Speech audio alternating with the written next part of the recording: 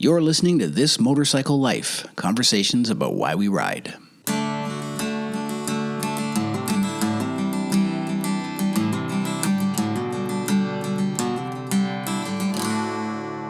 Episode 10, The Sense of Presence. I'm Bruce Philp. Thanks for listening. And I'm pretty excited about this one. I hope you are too. And we'll meet my remarkable guest in a moment. But first, some important business. My friends at Eat, Sleep, Ride want you to mark Saturday, May 26 on your calendar so you can be part of Sync Ride. This is the second annual edition of an event designed to call attention to motorcycle safety around the world, and it's once again aiming for a world record. Joining the ride is easy. Start by downloading the Eat, Sleep, Ride app, and then at 2 p.m. Greenwich Mean Time, wherever you are on Earth, either join a Sync Ride group or simply head out on your own and record your ride with the ESR app. All over the planet, riders like you and me will be doing the same thing at the same moment, and maybe we'll even make history. You'll find a link to details in my show notes, and I hope to see you out there. Okay, let's go. Every once in a while in these podcast episodes, I get a little more than I bargained for. Terry Bell's moment of truth in the cancer ward was like that, for instance, or Guy Arnone's mesmerizing description of the perfect post-ride meal. Well, this episode definitely falls into that category, and the reputation of the person I'm speaking with is just part of the reason why. But let's start there. Freddie Spencer is a legend. So says the FIM, the governing body of motorcycle racing around the world. And he's one of the greatest motorcycle racers ever to come out of the United States. In 1985, at the peak of his career, he would become the only rider ever to win both the 250cc and 500cc Grand Prix World Championships in a single season, and the youngest rider to win the 500cc class until Marc Marquez broke that record 30 years later. It's a career that in 72 Grand Prix starts saw him podium 39 times, winning 27 of those, and inducted into both the AMA Motorcycle Hall of Fame and the Motorsports Hall of Fame of America. And those are just some of the highlights. Spencer is one of those rare combinations of supernatural talent and awesome work ethic that produces real champions. But it turns out that there's more to Freddie Spencer than just speed. That stunning 1985 season turned out to be the beginning of a longer, sometimes difficult, and more personal journey, which he shares in his recent book, Feel, My Story. I met Freddie Spencer this spring at a press event organized by the folks at Eat, Sleep, Ride. Being a gracious Southerner, Freddie was born in Shreveport, Louisiana, he asked about my podcast. Well, I bumbled for a smart answer for a moment and then told him, look, it's like this. I think there's a philosopher under every motorcycle helmet, and this podcast is kind of for them. Well, to my delight, he grinned and nodded in recognition and agreed this was probably true. Well, after that, our chat was a bit of a blur. He thought it might be fun to let me interview him. We shook hands. I went straight home and ordered his book, and a week later, we were on the phone. The universe, however, did not want this to be easy. When you're listening to this, you'll hear a windstorm in the background at times during our interview. My VoIP connection was unstable, and for some stupid reason, I could not disable the message notifications on my computer. It was kind of one thing after another. And after I hung up, it was all I could do not to spend the next hour banging my head on the desk. But when I listened to Freddie's story again as I edited this episode, it was a humbling reminder that not everything is supposed to be easy. And as with Freddie Spencer's life and career, I think the result has turned out to be more than worth it. I hope you think so too. I reached Freddie at his UK home, and here's our conversation. Hi, Freddie. How are you today? I am doing just fine.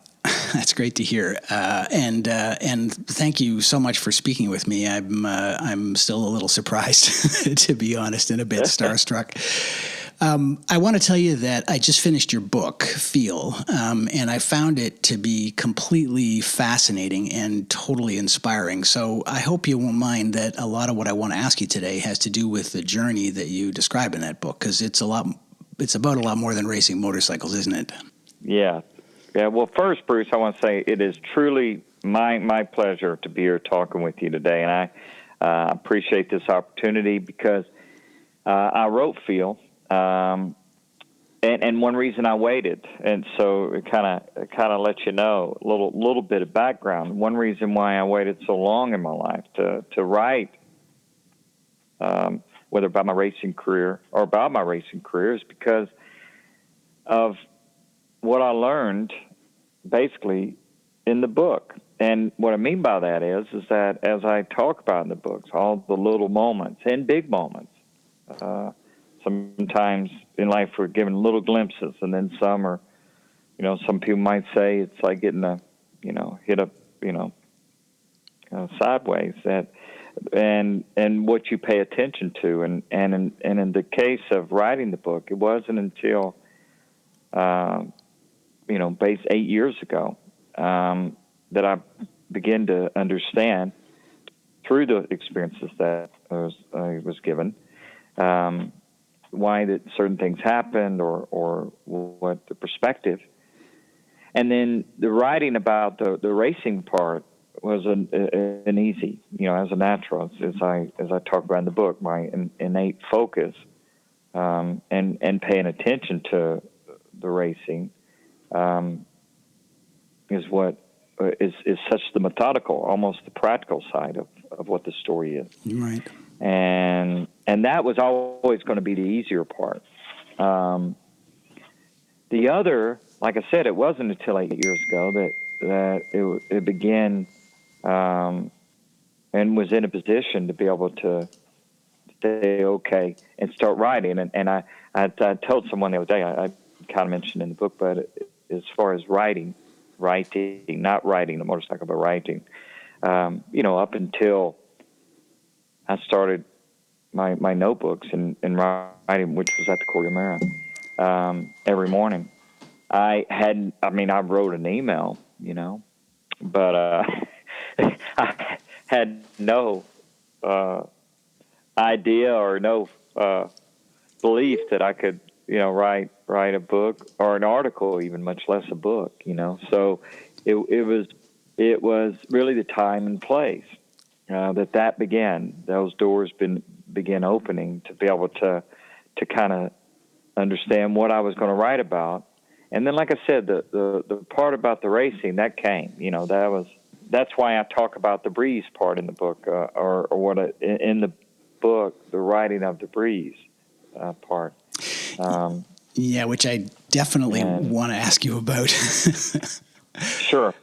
But I wanted to for yourself and the viewers, so that way when they see the stories, because life, the stories in life are powerfully, most times very simple, and many times very clear. Sometimes the complexity is getting there, and but that's the beautiful part about how this kind of is laid out. Is to where we, through that complexity, sometimes it's not very clear, which that's the belief part, that we need to have. And then when we look back on it, boy, it looks like it just lays right out. Of course it does. But then the story, like the stories in the field, which are the priceless parts, with Mr. Williams and with Therese and everyone, are the simple, but they're the powerful ones, and just that clarity. Yeah, it's so true. I remember watching Steve Jobs give a speech. I think it was a commencement speech at Stanford, and he said to the students that the journey's never clear until you're looking back on it, and that really seems to describe your book. And the book itself, it must have been a journey. I know from experience that it's not simple to sit down and write one of these things. Let's start with a major character in your story, which is Honda. So it was really clear all the way through, and you've often said that you were drawn to Honda and to Mr. Honda, almost as if it was a kind of destiny. And looking back on it, did you ever figure out where that pull came from? From the time I was young, I believed that I would someday maybe ride a Honda. Every time I did, and I talk about it in the book about seeing that photograph when it was the only one in Mr. Gorman's office. That was eye level. And so then years later, after I got my mini trophy 50 and my first win and all these things, of course, at that age, you have no idea. You just go through and you do things that and you move forward one step at a time, and it feels right. And then it was really when I was 17, as I say in the book, watching the British Grand Prix on that Saturday in August of 1979, and I was sitting in on my parents' sofa at my parents' house and looking at the cycle news, and I looked up, and the British Grand Prix, which I was going to watch, was on, and it was right when I looked up that the video came on of the Honda race team and their attempt to come back in Grand Prix racing after 13 years, and it was a disaster. I mean, an absolute disaster. The very first race within our 500, it wasn't competitive. They didn't even qualify. They had to be basically allowed as a promoter's option, which they had in those days. The organizers of the British Grand Prix, the RAC, I believe it was, and then they allowed them to basically get on the grid. It was Mick Grant and Takazumi Katayama, and it was from, and that had such an impact on me, because it was the timing of it, looking up and different things, and it never just kind of left me. And granted, I'm things imprint with me. I'm very, very visual in that respect, and I'd always tied not only a visual but a moment and kind of a process with a sense of moving in the right direction. And that movement, even of moving, of just that sensation, was basically a skill that I developed riding all those years in my yard and honed those skills kind of in that trust of moving in the right direction and things. And so in that respect, that the practical, extremely analytical side of my nature and things that I developed. And because that was such a personal thing for me, riding, as I say in the book, it was overcoming that trauma, that very individual part of who I was. And through riding, it gave me this trust and this belief in my own ability, and in many ways a comfort, right? And so here I am at 17, I make these choices and to look up, and then I didn't feel like I should ride for Kawasaki as I lay out in the book. And you understand, Bruce, that when I wrote the book, I'm basically writing it as if I'm in that moment. I'm not explaining it as I'm doing to you now. I'm just laying that out because it's important to understand, paying attention. What is the feeling? What is the practical side? What is the result? And all the things that, like we were talking a while ago, that you see, learn, look back on, and they fall in place. And so we get into the fall of 79, and I don't feel like I should, accept the Kawasaki deal, which is the most practical thing that I should do, because I'd already won 2 races. I was being offered potential Grand Prix ride, with the Kawasaki KR250 that Cord Ballington had won the world championship on in 78 and 79, working with her, and so forth. And obviously the money was more money than, basically more money than I'd ever made in my life up till that point, beginning my professional career. And so there was a lot of things, but then I got the call from Dennis McKay, as I said in the book, and then as I move forward and I end up in Miss Tronda's home. Now, at the same time, as I talk about in the book, I went to Christian school. I believe, and I was a very practical reason that my parents put me in that school. But even while there, it wasn't that I talk about, it's not about religion for me. I believe it's more that we have the opportunity to experience. And so it's through the practical part of what I experienced the comfort, the belief, the trust, the overcoming, all of it. And in that respect, it is the spiritual side of our existence, the universe itself. So that is what is the choice that we have. And that's what I say in the book, that it's like, and I said this the other day in talking with someone who had known me and who had read the book, a well-known journalist, and we were talking about it. He said, someone could look at the point where you're with your backpack and a few $100 and as world champion, it's too bad. He said, but that's the last way that you look at it. I go, absolutely. It's the last way. It was a destination to understand even more. Yeah. And that is, for me, a culmination of a lifetime of paying attention. And so in that respect, that's why I talk about, and I'm writing a new book, or it's pretty much done, but it's about that understanding, of what I just laid out to you. Yeah.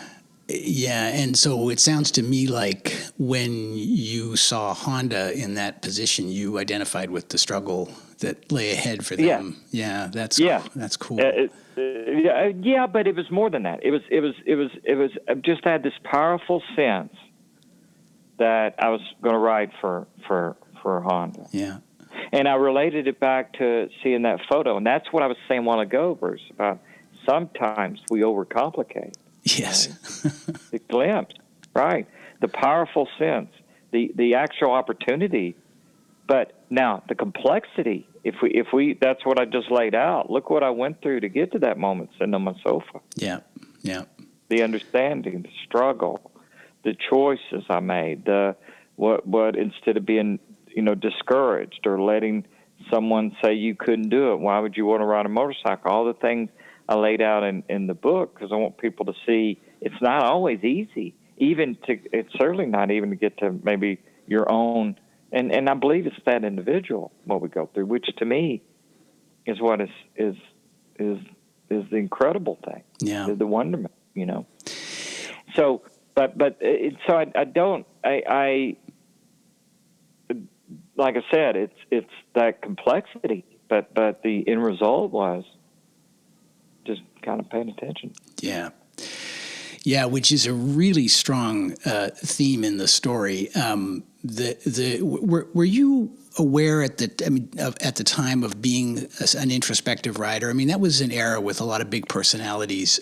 Somebody recently shared a video with me about Barry Sheen. I didn't know much about him, but he seems like he had a huge personality. Kenny Roberts, big personality. He did. Yeah, he did. And I think more writers. It's one of the things that I really trying to convey and show and about my sport, and motorcycling. There's a lot of folks, it's a very, very introspective pastime, in its passion and things. And I'm at the same time talking about my journey, but almost, at the same time, it's one of the reasons why I feel so, privileged to have been in Toronto and to talk about motorcycling. And I was in Eurosport, on air last week and doing a classic event in Imola this weekend. And, I find that when people read my book, especially in my sport, they really get it. And it's such a powerful individual driven, like I said, pastime or something that many people that you're passionate about. But going back to your question, was I aware of my own awareness or ability to see and be that introspective then? No. What I was aware of was that's how I would assume everyone thought that way. Right. That makes sense. I didn't know any different. And in fact, that was the hard thing about when I got out in the world, if you want to call it that, as a young man and as any young person does. It's difficult when you don't, and that's what made it hard. I didn't feel like anybody I could, if I mentioned about a little bit about maybe my unique beliefs, or just, I wouldn't say so much unique, but just talk about it.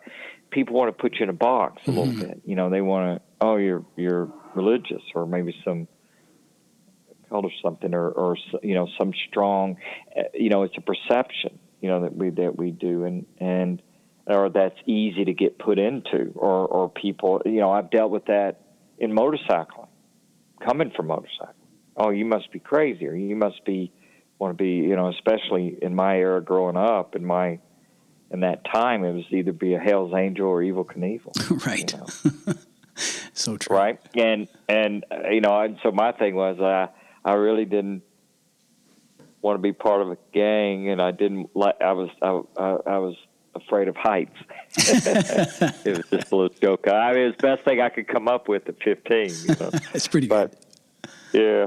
But in all seriousness, it was a little bit of a struggle. And so part of one with this story, part of what gives me great pleasure is as an example, a young man that came to one of my schools last year, Mario Dado, his dad, we're good friends with his dad, Franco, who is one of the organizers of an event I do in Italy, Verano, Italy.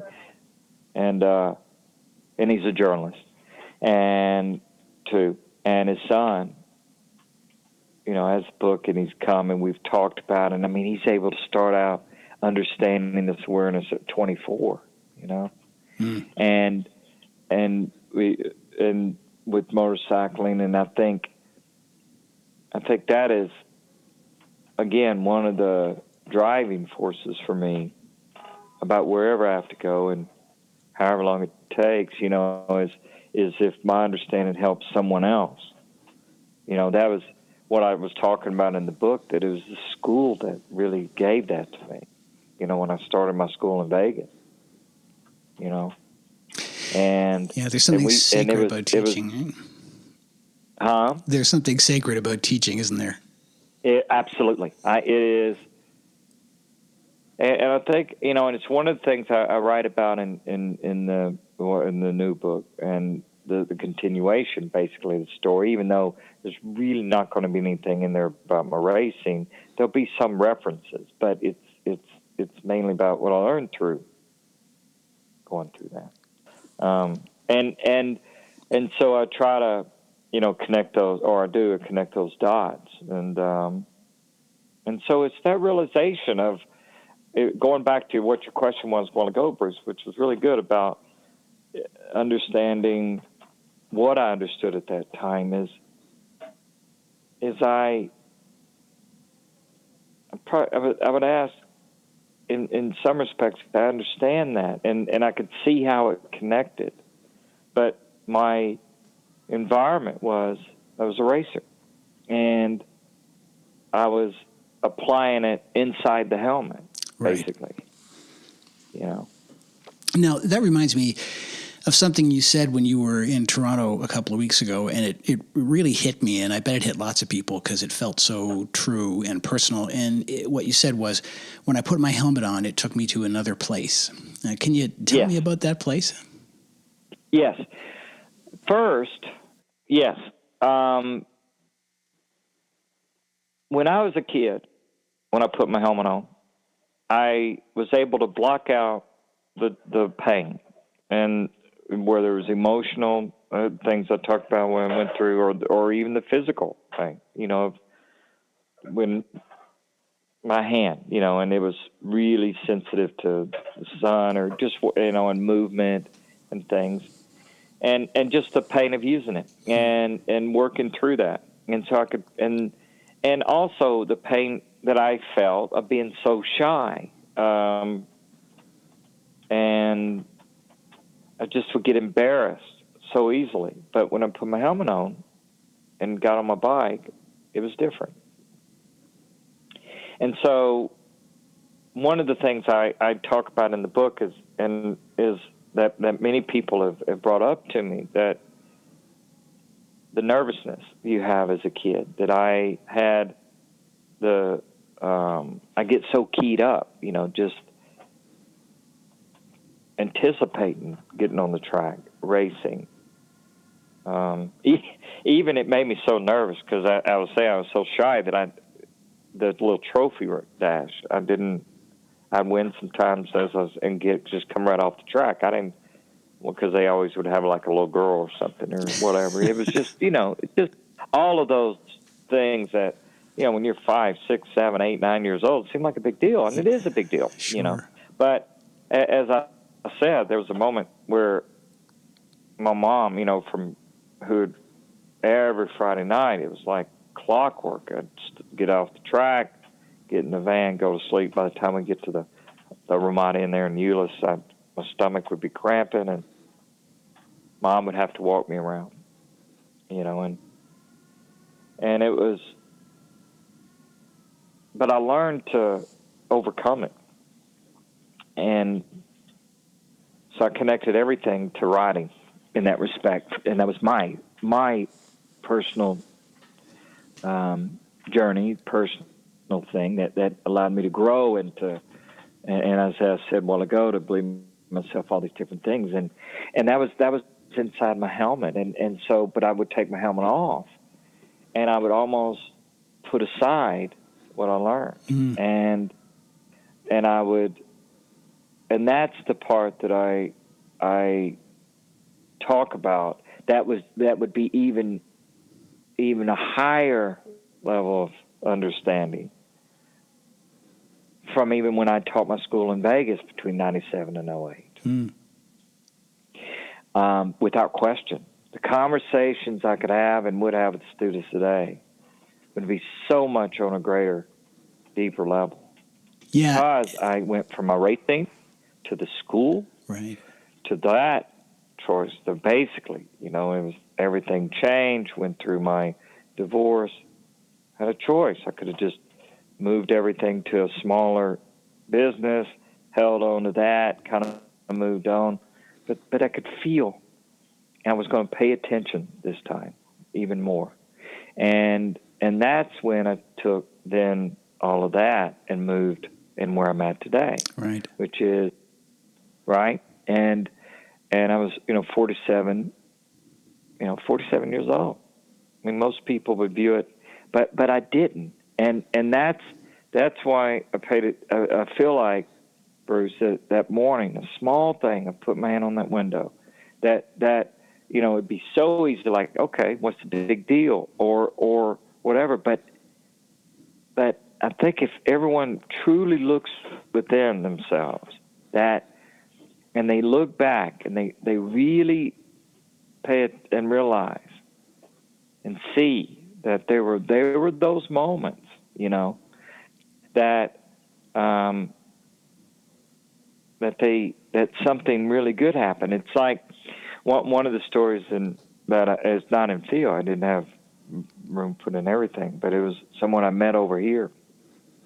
That was an American that had gone through a similar thing, and it just so happens he was bringing me to Van Alexander, and we were in the car with him, and he was asking me what I was doing. I said, well, this was in 16. I was writing, a book or finishing it and combining the breeze with the racing part. And anyway, so I don't know. I could feel, there was things I could share with him, and I did. And then he started telling me his story about, he was in Pennsylvania, and then he came on a trip that his dad kept trying to get him to come on and come over, and they like to play golf, which we and I was talking about that. And so as he's telling me the story, and then he gets to St. Andrews, and which you would think would be the important part of the story, and he's telling me, because as a golfer, I mean, that's an amazing thing. And he said,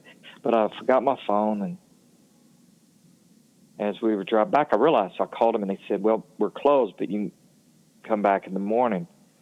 So he said, okay, I will. And so the next morning they drive back. It's like an hour drive, and he said, there's no one, it's raining, there's no one in the parking lot, but this one car that I noticed that was there from the day before. And he said on the side of it, it had something about a car school or something. And he said, in that moment, I said, I didn't say anything to him. I said, that was it. And so he goes back, and before they leave, he tells his dad, hey, I'm going to go over and see about the name on that car. And when I walk over, the person that owned the car comes out, and we got talking. Anyway, now he helps run the racetracks here in the UK. Oh, wow. And it changed his life, right? I said, that was the moment. That was the moment. All the thing leads up to it, all to getting to the UK, playing golf at St. Andrews, by the way, which is very cool, but that was not. And he got that. And I said, and he got that even then. But that is the paying attention to the complexity, getting to the powerful moment that truly changed his life. And I said, me and you sit in this car today. It's exactly what the story's about, and it is exactly what we're talking about. Right. Right? And and so that's the practical in meeting the other, the part and the powerful part. And it goes back to your question about why do you think I paid attention to, or what do you think it was that got me to Mr. Harden's house? It was my participation, without question. Right. The years of dedication and honing those skills and actually believing in something more. Not because someone said, but actually believing it. And then, and that practical side, living it every day, and so that's what I believe. You've used this word noticing a few times, and it makes me smile because so here, if there's one thing that I just can't, I can't imagine about being a competitor at the level that you were at, and now being someone who's on the journey you're on, it has to do with this noticing thing. And I'll tell you what I mean. You tell a story about a race in Yugoslavia where you noticed that Kenny Roberts was jiggling his leg, and you knew that meant that he wasn't confident in his machine. And at another race in the book in Germany, I think, you talk about being able to tell who was behind you by what flags people were waving in the stands. And so it seems to me that one of the things that must... it was actually Austria. Yeah, it was Austria. But was it Austria? Okay. On the mountain. It was the German flag or Venezuela. Yeah, exactly, right. Of course. And yeah. So I'm like, how... So this must be what it takes to be a great racer, and maybe to live well, too, I suppose, is this ability to be both hyper-focused and hyper-aware at the same time. Those two things seem not to go together, but it feels like something every rider must wish they had. Well, but but they do though, and that's the thing. It's a mindset, and it's also and with very good question, Bruce. I'm so glad because that is such a critical part and an important part of the whole thing. Is that moment when I'll give you an example, or just the way that I see it, and I think it will help people, and they see it more this way than they realize. Okay, is when you said that about Kenny's leg jiggling, I go back and I'm literally walking by him. He's on my right side in Yugoslavia. I see the mountains past turn one. By the way, it was a beautiful part of Yugoslavia. Beautiful day that Sunday, and as I walk by, his arms are crossed, which is one of the first indicators, and then he's moving his left leg, and it means he's just not. There's something bothering him, and he's nervous, and it was always his left leg. Now, I paid attention to that and noticed that. And that is part of the focus because he is part of what I'm focused on. Focused on him, focused on the situation, my preparation, and the key is to think about it in the same order consistently. Because what you'll start doing is one reason why I got to the point or when I was designing my program for the school, I went to the beginning of walking up to the bike. It's why I walk up to the bike, throw my right leg over, I get on the left side, put my hands on the bar. It's the methodical part of getting the mind in the right order and ready to go.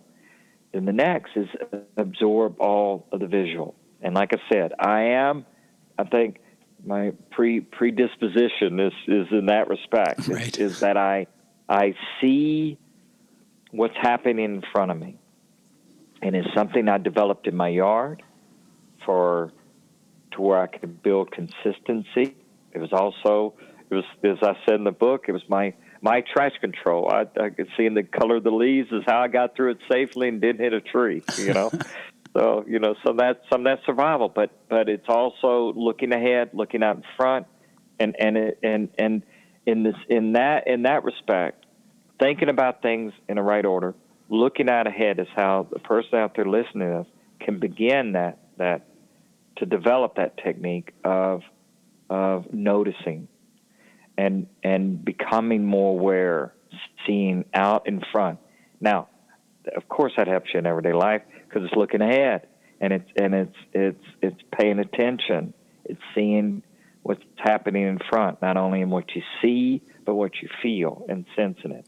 And I could sense that day Kenny's nervousness. And again, when I was a little boy, it was the same way.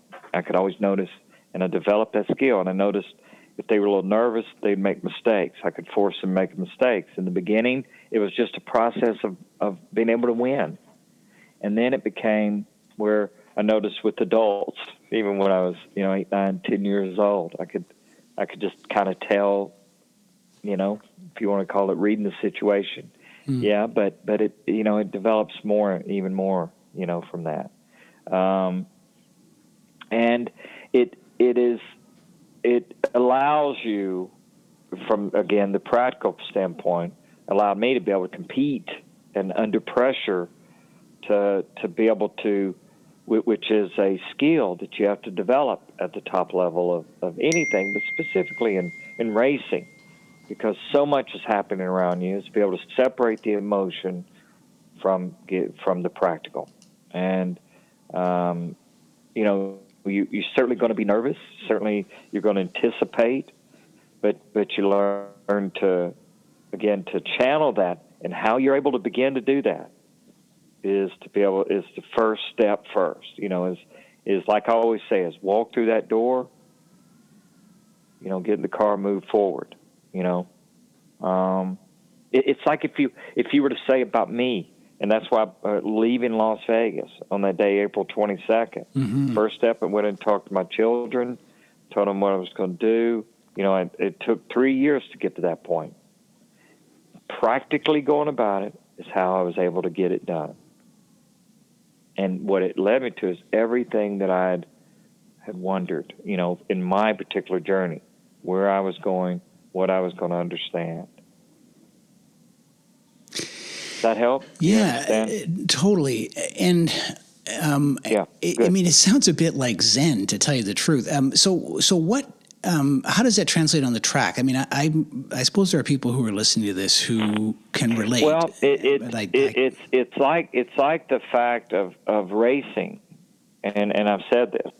Right in those 10 years in my yard is what. And that focus every day, it was was like a form of meditation. It's just that I don't, it came very natural to me because of that. And so in that respect, it would be like meditating. It would more like a Zen approach to focus and a hyper focus. And that's why I'm saying that if for an everyday life is I took that approach and believed in the practical side of how things happen, but used my skills I developed in that hyper focused sense and feeling to recognize it, and that's why I say, like that morning, if you could say that morning of August 2nd, put my hand on the wheel, that's sensing it, feeling. Yeah. But being in that position, and again, we get so caught up, and that's the thing I think that happens, with people every day is it's so easy to be discouraged. You know, it's so easy to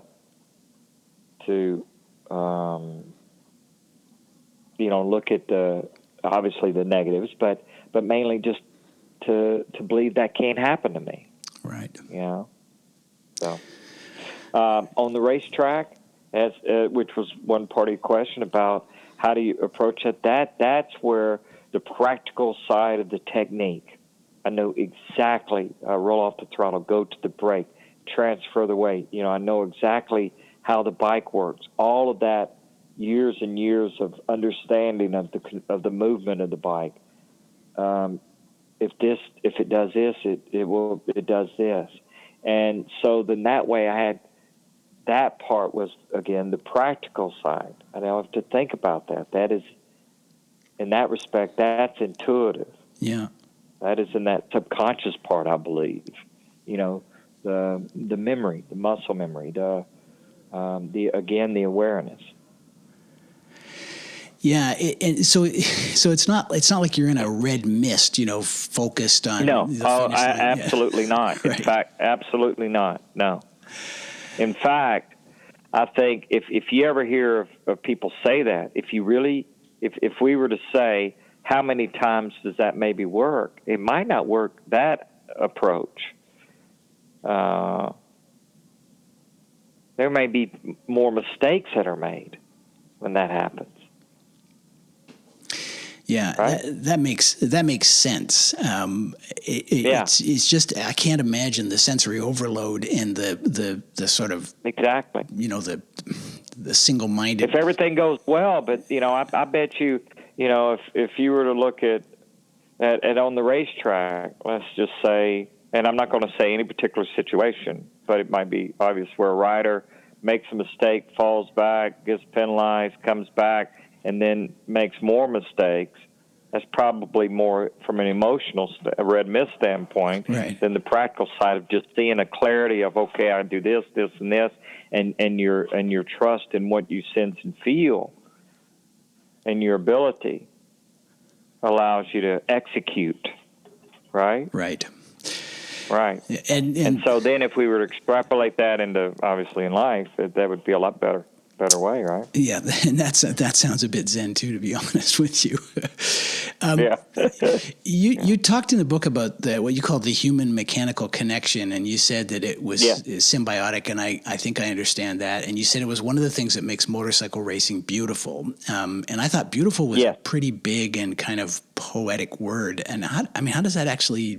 Can you talk about that a bit? I beautiful in everything that it can be, and that's for me. And again, it's not something I would have said 30 years ago, and only because people look at you and different things. But I think people, it's today. It is a more evolved understanding of what it can be. You certainly can look at the aggressive part. You can look at the danger part, and certainly there is that aspect to it. But it's also living, Even in that aspect of it, there's a powerful lessons that I've learned, and there's the belief, like I said, that is much greater because I raced and because I rode a motorcycle, because I was put in a place, perfect situation to hone those skills. Yeah. Right? And the opportunity that my parents sacrificed and gave me the opportunity to go for my dreams, and in that respect, it is beautiful because I wouldn't know anything what I know today. Yeah. I don't believe if I hadn't have experienced all of it. I sometimes understanding, is much greater, and in that respect, it's to me, it's beautiful. Yeah, that's really well put. I sometimes think that motorcycles have saved a lot more people than they ever hurt. Yeah, I do too. I mean, there was a young man that I saw a video on. It's been a while back. It's back a couple years ago that had gone through some childhood trauma and different things, and lost his dad, and even worse, and just personally, obviously he had some abuse and all of these things, and a friend had a motorcycle, and he got on it, and then she was able to save and give him his own, and he rides, and it saved him. Yeah. So many stories like that. Yes, there's so many stories that we don't even hear about. Yeah. And so and you know what, Bruce? And this is I said this the other day in a talk I was given that I wanted to share and it's that motorcycling, because of its sometimes general public's narrow kind of perspective of maybe they view it. Because of that, you have a choice. The ones that have spent their life, 52 years, this year, been riding, spent their life doing it on all different levels. But it has given me such an objectivity that whether it's see someone else's reason for doing it, I never come into it only from my perspective. With my children, even down to as I talk about in the book, obviously the divorce and being away, but it's through what I do that I'm able to take care of them, and so I'm not around them as much. But if you were to ask them about have I ever treated one different, they'll absolutely never. And it's they're both, and because I know how important that is for them to know, not for me, but for them. Yeah. And because again, it is even in every facet of my life, it has made it better. That's quite a gift. Yeah. When you were in Toronto a couple weeks ago, I found myself kind of writing down all these things you were saying because they seemed worth thinking about, and I just wanted to ask you about two of them. Sure. So we're not here all day. But the first one is this: you said, "Don't dismiss anything; it all matters." What does that mean to you?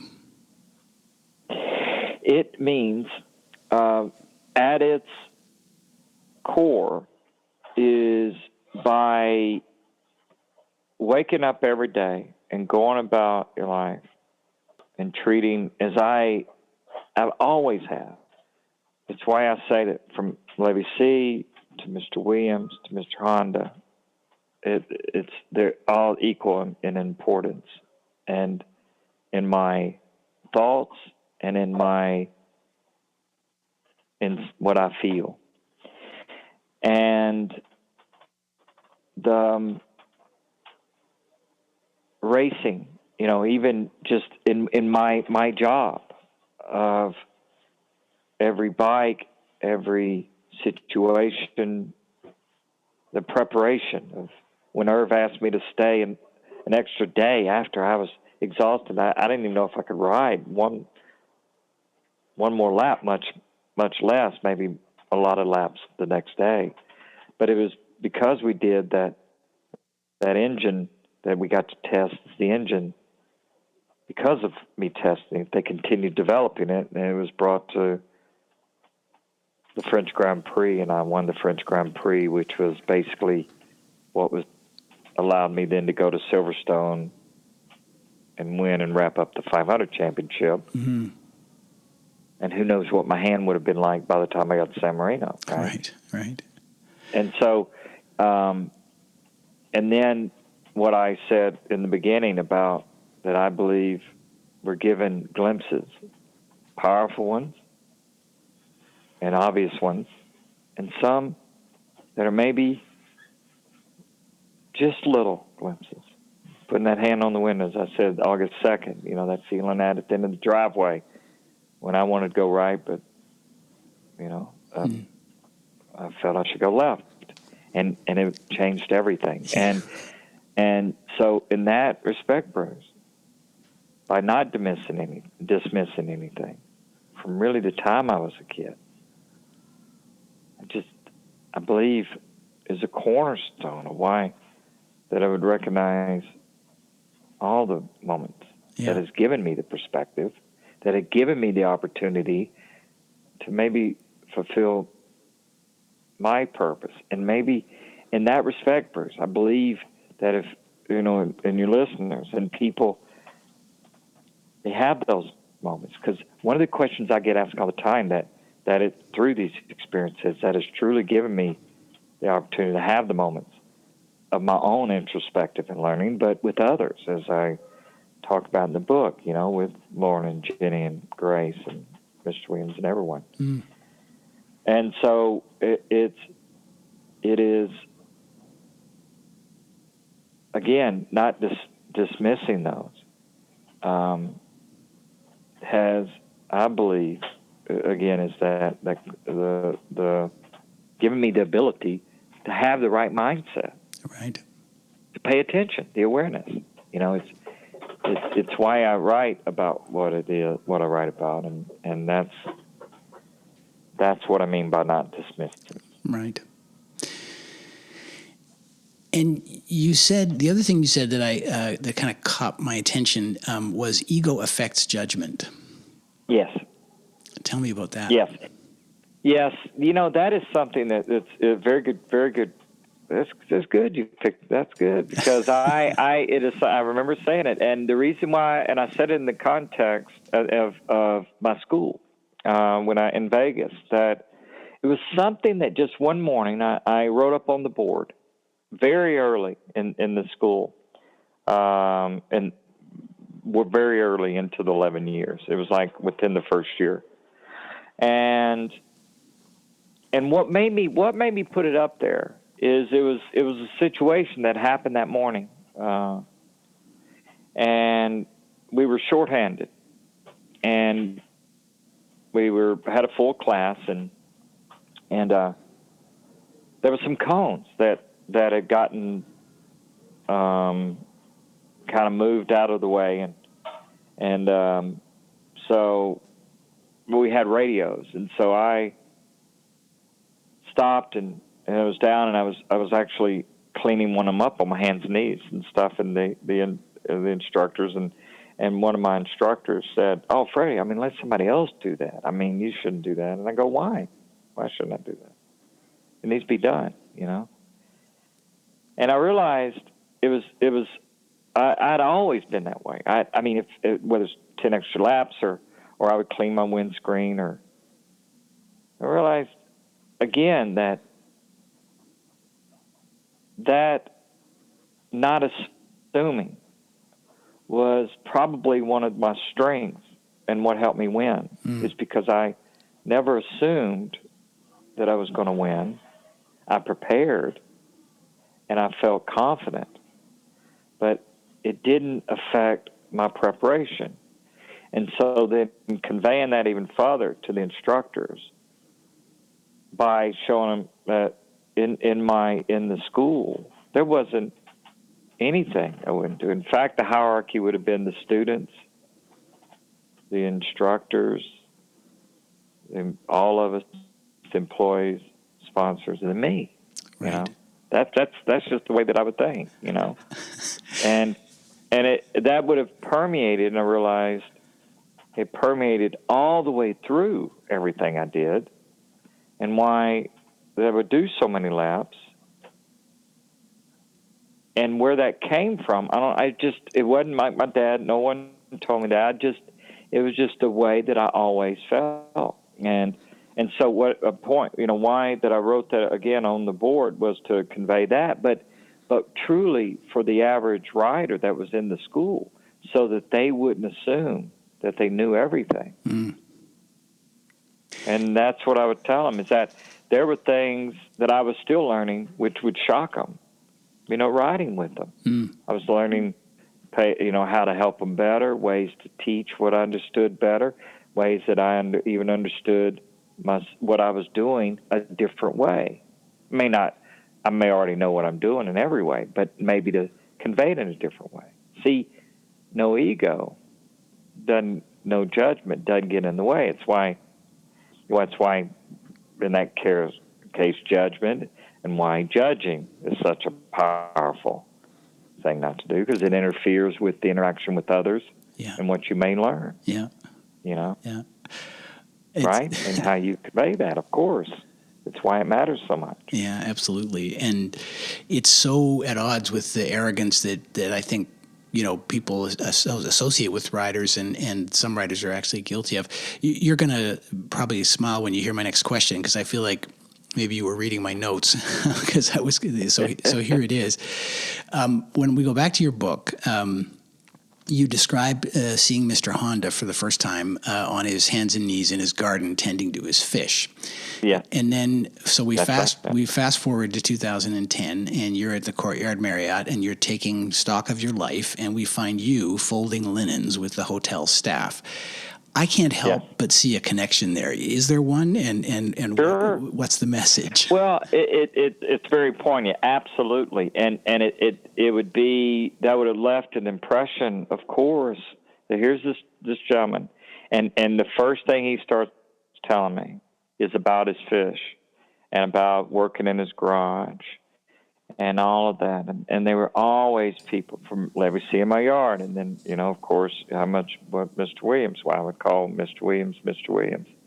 He's a mailman from Keithville, Louisiana. Right. Lived on Williams Road, but there was no one that I could imagine going through that journey with, and right there, and when just the humility that he just oozed, and that's exactly the connection. This powerful strength. Mr. Honda was that way, but it was also a real recognition of when he put his hands on my shoulders and said thank you. And so, that's why the thing is that that moment at the Courtyard Marriott, now everything I went through, that's in many ways I didn't have to be there, Bruce. There's other things I could have done, but so in one respect it's a choice. One respect it's like paying attention and going there. And sometimes we're guided to these moments. Why we should pay attention to them? Yeah. And sometimes they present themselves right in front of you. Doesn't have to wait to look back. Right. That's where I'd gotten so good at paying attention forward too. That's why I was saying mindset. And honing those skills to where you see out in front of you. Yeah. That's why I would recognize that moment at the Courtyard Marriott not as a negative, or as you said, and taking stock would be more like I'm still searching. Yeah. But I wasn't that. I was paying attention to. I felt this was exactly where I may not understand completely why, but I knew that's exactly where I should be. Right. And so the folding the towels and things, the how that would relate would be the humility of a Mr. Honda. I'm not comparing myself to Mr. Honda, but as far as he, you got a feeling he always understood the moment. It's why he would maybe be who he was, Yeah. Yeah, and that's sort of why I was curious about whether, looking back, there was a reason why you felt drawn to Honda. In those years, I did some work with Japanese companies. One of them was Honda. And in those days, they were kind of famous for being more philosophically driven and more, almost monastic. Yeah, and that absolutely. Now, maybe at 21, and that's why I say in the book, at 21, it was, when I got back to hotel that night, and so that you kind of see that. And again, I'll talk about it more in the new one, but I do already. But I'm 21, and I have the insight, this incredible already experience, and this credible maybe sense of what I can see or whatever. But I'm still 21. Yeah. And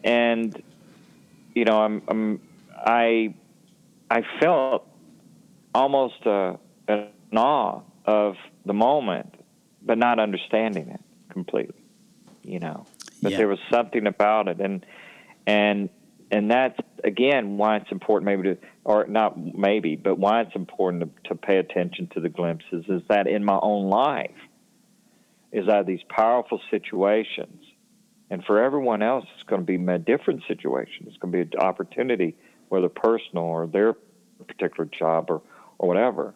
But it was that wondering, that there's it's just fascinating. This Christian boy raised, in that environment, right? And Mr. Arnold was certainly a well-known Buddhist, and as you said, there's a philosophical, spiritual aspect to Honda, and we're brought together in many ways. And I could feel that he felt that, probably, and would understood it more than I did at my age, Yeah. But then as the years go on, and that's why I put in field that moment at the end of December '84, and why the book starts off with sitting in my motorhome holding 2 trophies. Yeah. And then that feeling at the end of the year that it was, I get this strong sense it's over, that it is the combination of experiencing those bigger moments, but then not ignoring the little ones, because it's when you bring those together, maybe. And I believe that's, again, that complex part of life with the simple part is when it's how it should be. Yeah, yeah. And of course... And I lay that out in the book, again, that is the story. That is exactly how it happened. But now I can look back and, of course, know exactly what each of those moments mean. Mm-hmm. Each moment. Yeah, because it wasn't over, was it? It turned out just to be the beginning. Yes, exactly. Yeah. Of course, exactly. But the racing part, and or at least the motorcycle racing part, really, that's why I lay it in the book. And as much as I understood, it's been an entire life, I still, I'll let, maybe obviously certain things I knew it didn't feel right, and I did it anyway. Which would have been like, as I say in the book, the '89 championship, and and in my particular thing, they don't turn out too well sometimes, or not at all, and it's more than just struggle, but it's the lessons learned, So you doing that thing that doesn't quite feel right, but you do it anyway. I mean, that kind of gets to what I thought the book was all about. If I had to summarize the story that you tell in Feel, it was about learning to trust yourself again.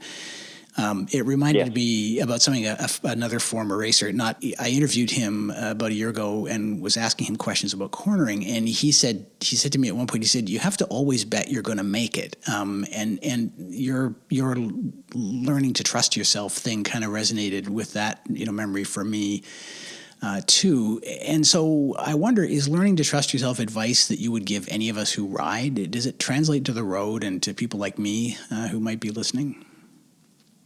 Yes. Okay.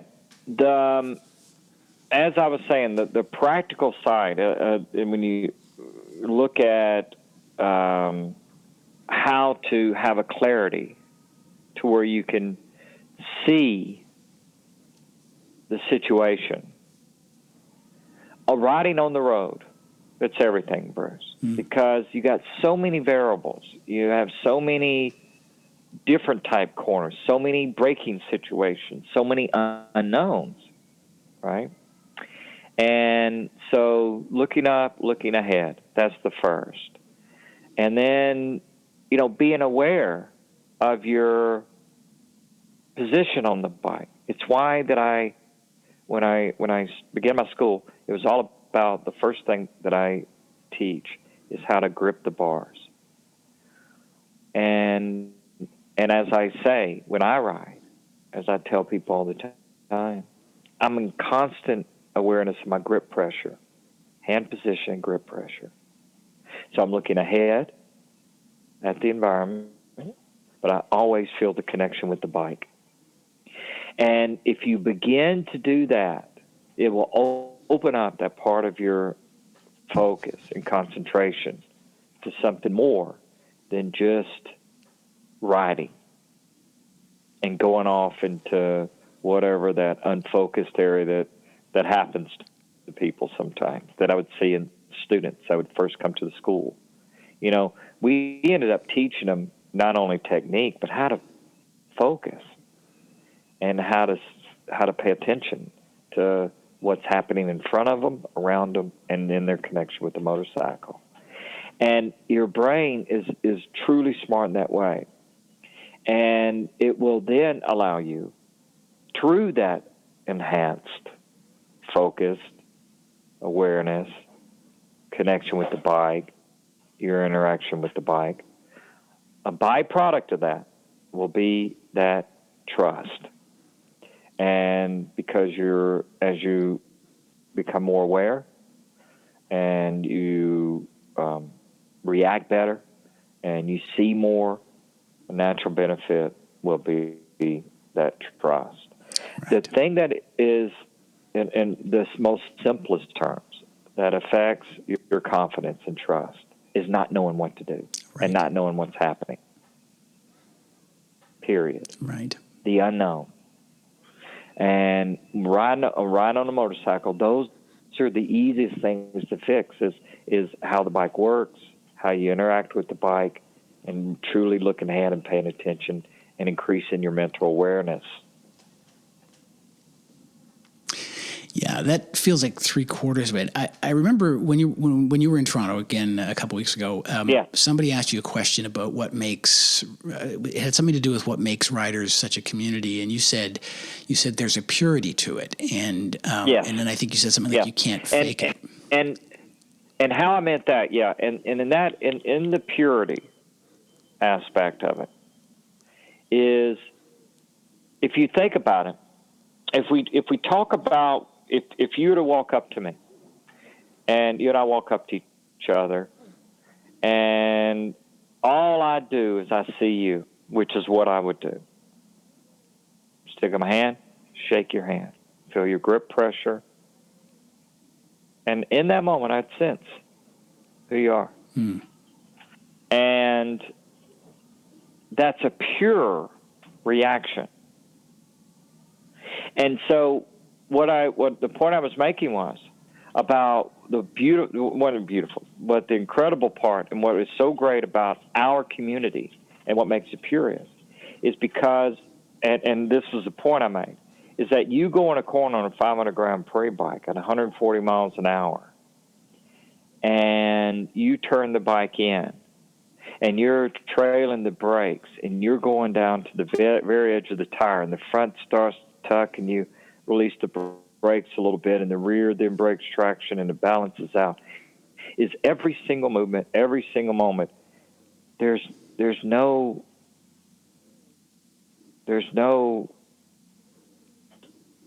dishonesty in that. There's no, you either trust it or you don't. And it's pure in that respect, that you can't fake it. Right. You know? Yeah. And so it's in that relationship, it is what people, I know, because I point it out all the time, you know, as they try to put it in kind of words about why they're drawn and they go out and ride the bike and they feel better. As I said, because it is a honest and pure relationship in that respect. It's you, bike, the situation, the environment, and your input makes a difference. Right. Now, you can look at that and not think about it, not ever think about how it works, and ride most of your life, and everything's going to be good for most people. But as I learned in my school in Vegas, is that people would come there and have ridden 20 years. And that's why I'd write on the board, don't let your ego affect judgment. And that's a broad, thing that I mean. It's an example, is that, they may have ridden for 20 years, but at the end of the day, they go, God, I didn't realize, number one, what I didn't know, but even more important, what I would be able to do. Right. And that is, again, viewing it a little bit differently. And if I take that back, so when if you view it, someone out there gets feel and reads it, is don't look at me being that morning, put my hand on the window, walking into a hotel with my backpack and only $200, as only walking into a hotel, $200. But it is through the skills I developed about looking at situations and approaching each situation and not dismiss it, and with purity. Right. That I saw and experienced so much more. And doing a lap on a 500 is no different.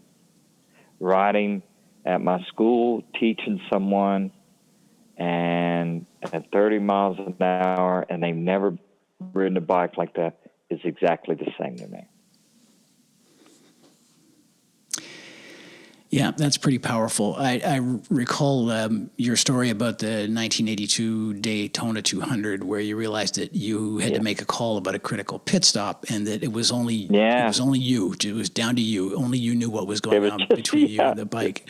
I mean, to me, that's purity. It makes me wonder, like, what advice would you give young riders today when there's so much technology in their bikes that allows them to kind of, I don't know, fake a certain amount of talent, or it lowers the stakes somehow? What do you think about that?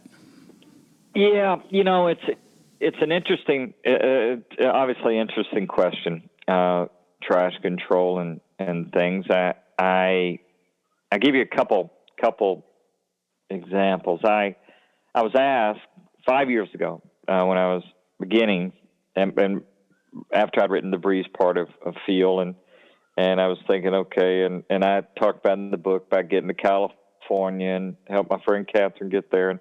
And I started writing articles for Cycle World magazine. It was John Burns who had contacted me a year before and said, I think you should come out to California. And it was something I'd already thought about too. But anyway, I get out there and I move to, I go through the winter and I write my first article, which was about Goodwood.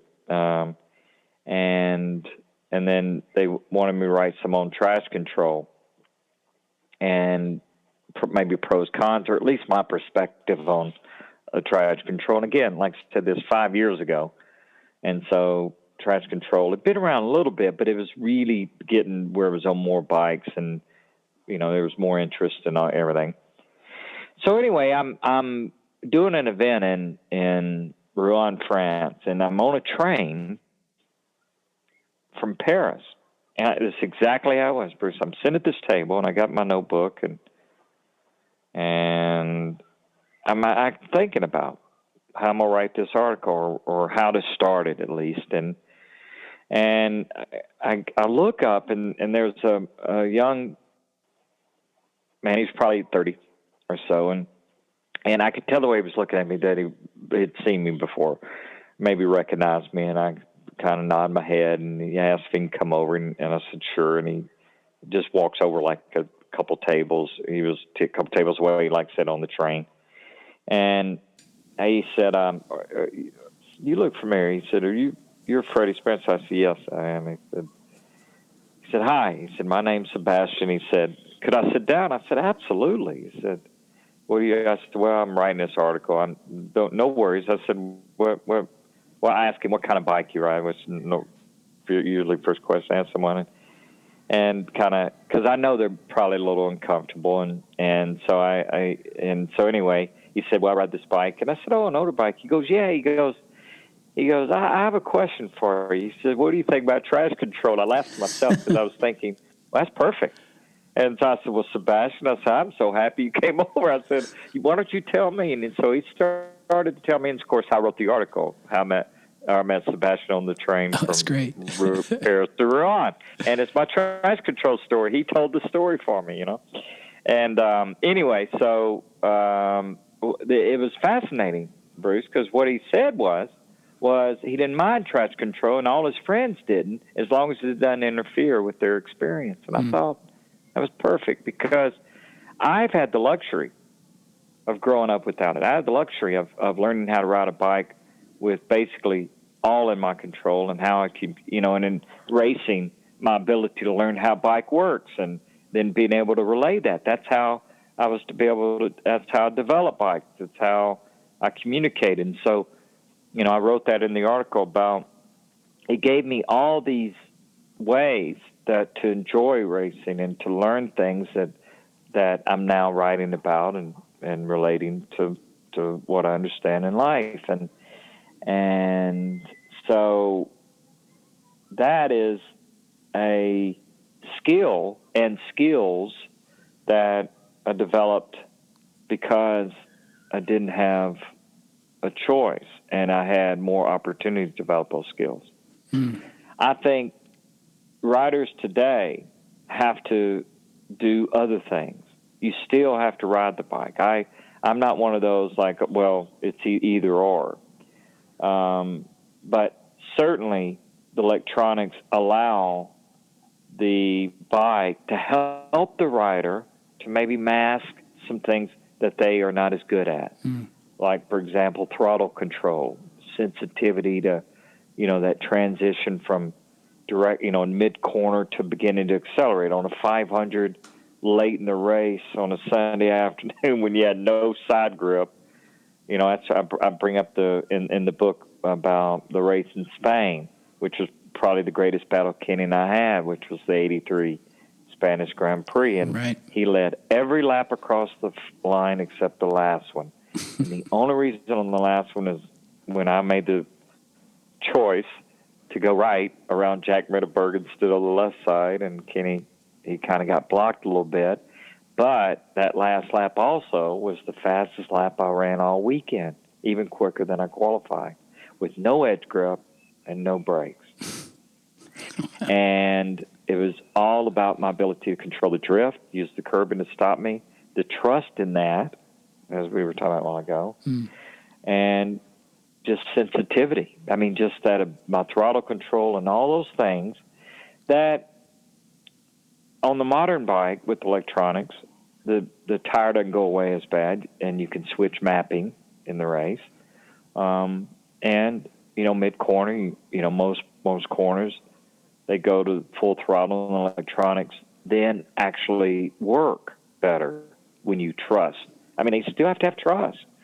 And going to the throttle on a 260 horsepower machine at maximum lane angle, Right. I mean, it's not easy, And in Mark's case, he can run with less traction control because he can control the spin, the bike movement. So, in that respect, having the skill he has and his dirt tracking allows him to be certainly a little head and shoulders above. And again, that's in MotoGP. Right.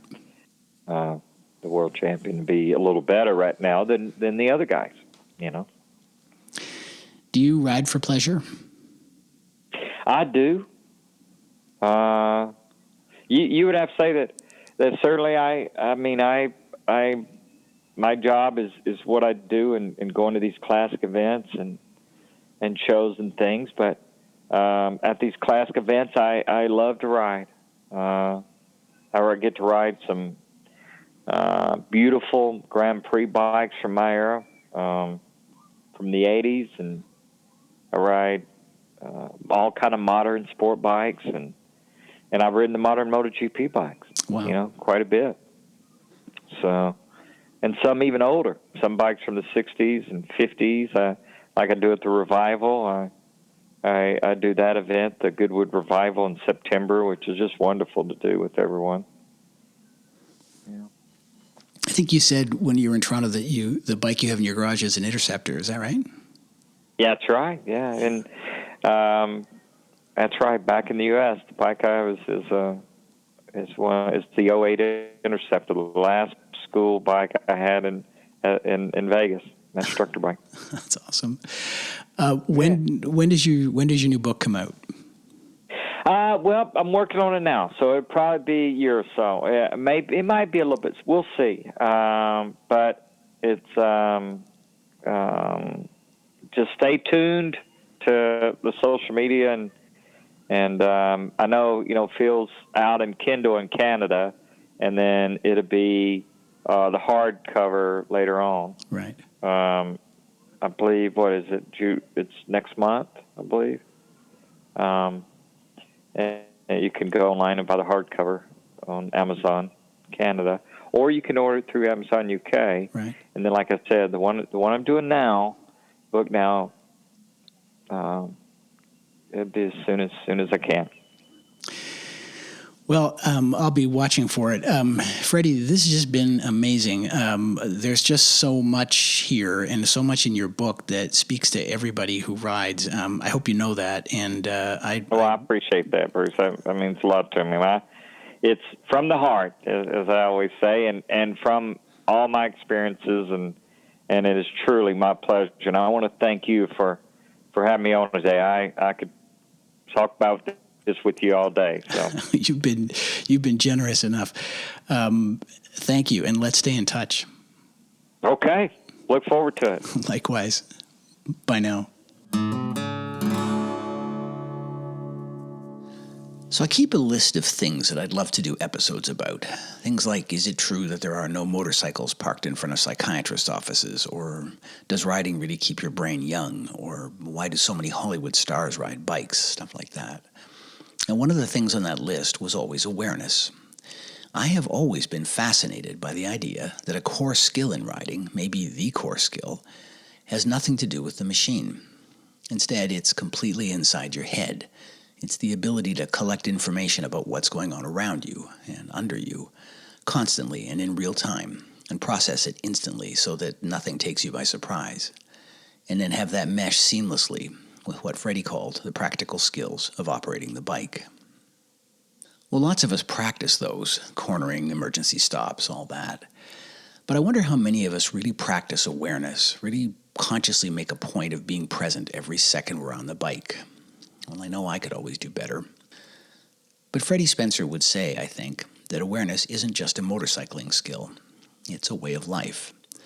And after we spoke, I couldn't help but think of maybe the most quoted passage from Zen and the Art of Motorcycle Maintenance, when Persig says of riding a motorcycle, the sense of presence is overwhelming. Well, imagine living that way. I can't think of a better destination than that, or a better way to get there. Well, thanks for listening. Freddie's book is called Feel, My Story, and you can find it on Amazon. I'll post up a link in my show notes, which you will find at thismotorcyclelife.com. That's also how you can reach me if you have questions, comments, or suggestions, and you can find me on Instagram at thismotolife, where I sometimes like to post pictures of bikes I find on the street, and maybe I'll find yours one day. To take us home, here's a recommendation for your This Motorcycle Life playlist, and I thought something meditative might suit the mood. This track is originally by a group called Motorcycle, appropriately enough, and it's remixed here by Copenhagen's Morten Granau. It's called As the Rush Comes. It's probably not really about riding motorcycles, but it could be. I'll post a link where you can download it free if you like it. And in the meantime, keep staying alive out there.